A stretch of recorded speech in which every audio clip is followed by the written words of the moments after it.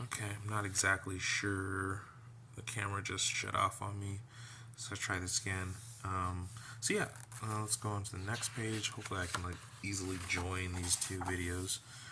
Um, Again, I like to draw like these kind of like unfortunate looking people. This guy is pretty interesting. I like his expression. Here's some weird dog guy holding a giant cannon. Nothing super interesting. Okay, again, unfortunate looking person. Um, this little guy down here I like.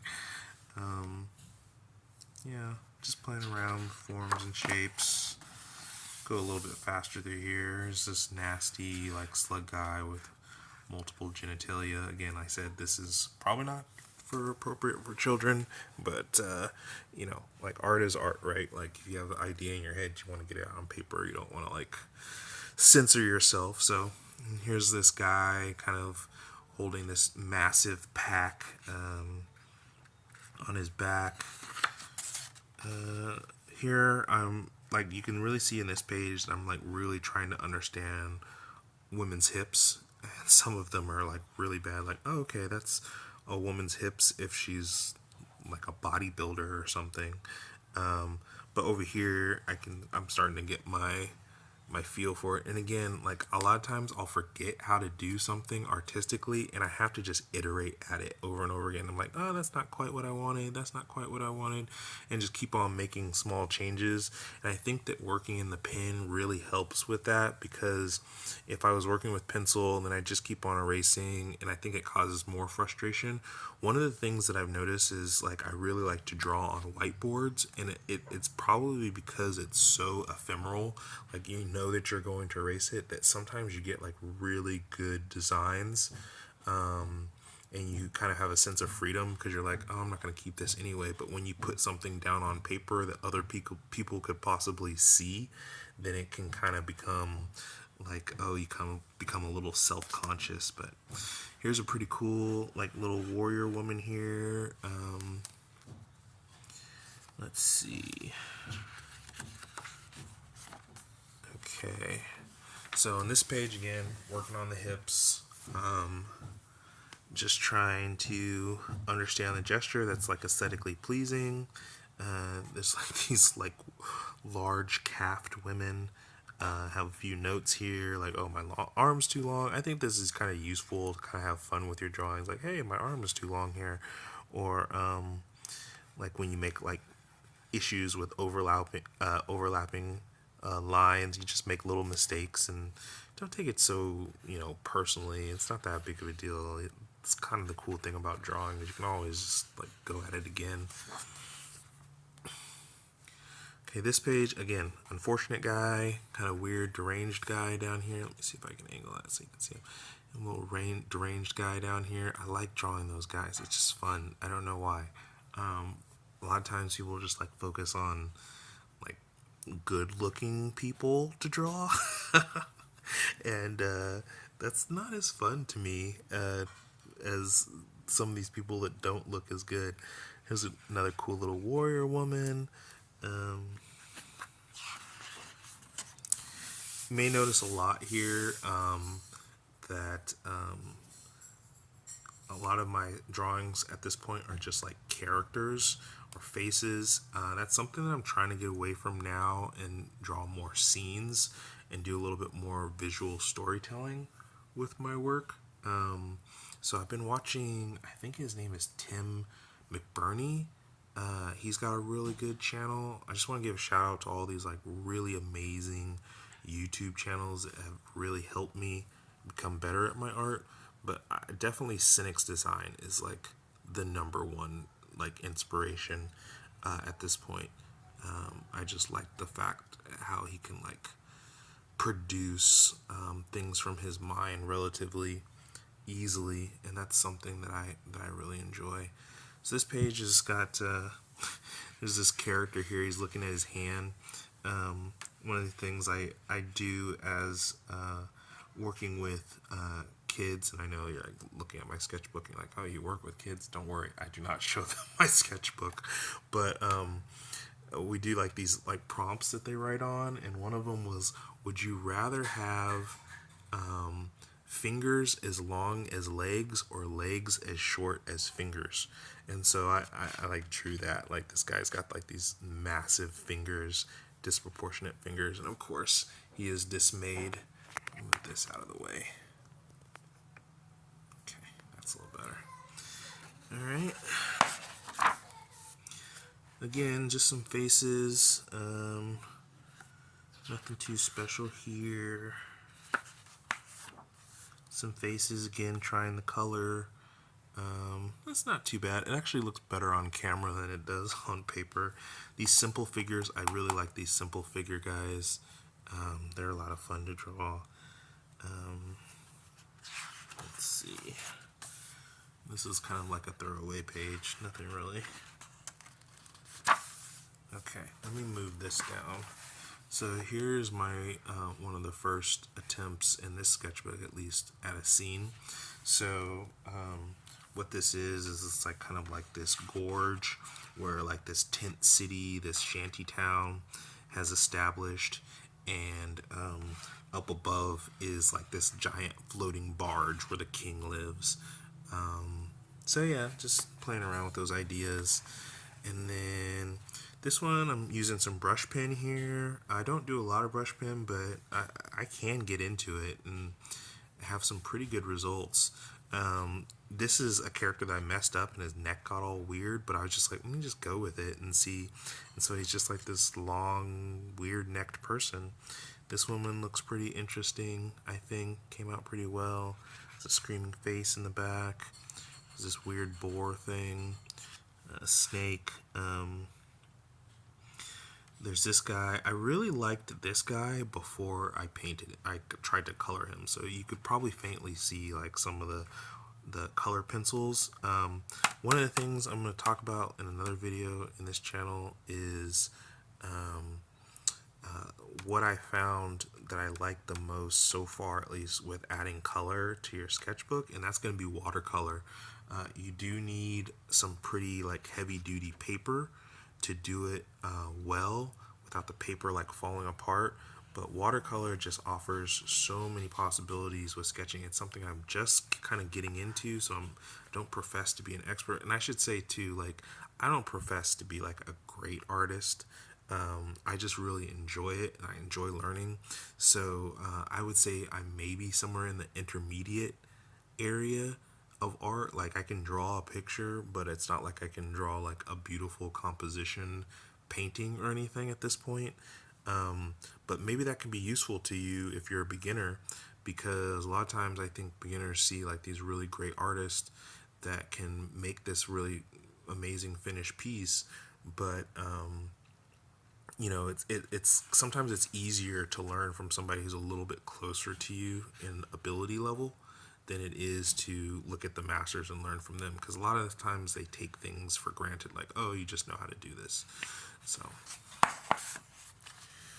okay, another page. This is really nothing on this page. Nothing on this page. Boring. Trying to do some figures with the boxes. I'm sure you guys have seen all that stuff before. They don't usually come out all the best for me. The only thing I like on this page is this person, just because of the face. Let's see here. I promise that this does pick up a little bit at the end. So I have here, and you guys can see like some of these are like books that I really like, that maybe I watched a YouTube video. I think I own all of these books now. Yeah, I do. I actually own all of these books now. The color and light, I'm gonna have to do. I actually have that right here. This is, if you don't have this book and you want to learn to paint, like, you gotta get this book. This is by James Gurney, and I'll do a review on this book another time. I haven't actually read it cover to cover, but every single time I open it, I learn something new, and it's organized in these really simple, like each page is like a topic, and so it's really like, I just saw again and again people saying, oh, if you want to learn to paint, you got to get this book. So I wrote that down. Framed ink is also really good with composition. It's not so much about color, but composition. Figure drawing, Design Inventions is one of the better figure drawing books I've come across. I also have some of the Bridgman books, maybe just one at this point. How to Draw by Scott Robertson's just super technical, but it's a good reference. And then this Perspective Made Easy is like this classic. I also listed some of my favorite YouTube artists or channels, things to look up. So any of these names, Modern Day James is awesome. Cynics is, I've mentioned him before, is awesome. Alfonso Dunn is great. He's great for pen ink. Proco, the thing I like about Proco is that he gets a lot of other artists on. I honestly am not the hugest fan of his art specifically. He does more of like the classical figure sketching and portraits and stuff. I'm a lot more interested in drawing things from my imagination. So just coming up with an idea and being able to put it on paper. So, and then Glenn Vilpu, I think he's got like this really good course on drawing animals. So yeah, some good artists there. All right. I don't know what's going on with my phone here. Oh, don't want to zoom in. Okay. Maybe if I do this, I can get even better light. Oh, well, let me do the flashlight. Okay. All right. I think we're at 11 minutes right now. I'll go to 15 minutes again, and then I'll stop just because I don't want to make the video too long. All right, so here's another page. Some faces. Here's me trying to be like a poor man's. What's that name? What's the name of that artist? Oh my goodness, I'm drawing a blank. But anyway, I'm like trying to go around the forms with the pen. It's not the best, but it was a fun little practice. It's funny because sometimes I just feel like my art regresses, and then like I have to like get out of a funk. Like none of this stuff is all that impressive to me. This little character, not that great. Okay, so we have this page. So I have some definitely inappropriate things over here, like this woman whose vagina is so big that you can get an echo. So just ridiculous stuff. Again, these simple figures, I like those. If you can learn how to just use simple shapes, you can make like really appealing things. Here is probably like the first time I did some watercolor that turned out really well. And even though this is a thicker paper for a sketchbook, I can't remember the exact weight, but it took this wash of watercolor pretty well. You can see me playing around. This was done with like one of those cheap like koi sets. You can see here it's got this little brush. This is great. This is a great little set, and I was really happy with it. I recently upgraded. It was my birthday, and I wanted to spoil myself a little bit, and trying to learn about watercolors. Came across Daniel Smith, and people would just rave about the intensity of his colors. I got this little set.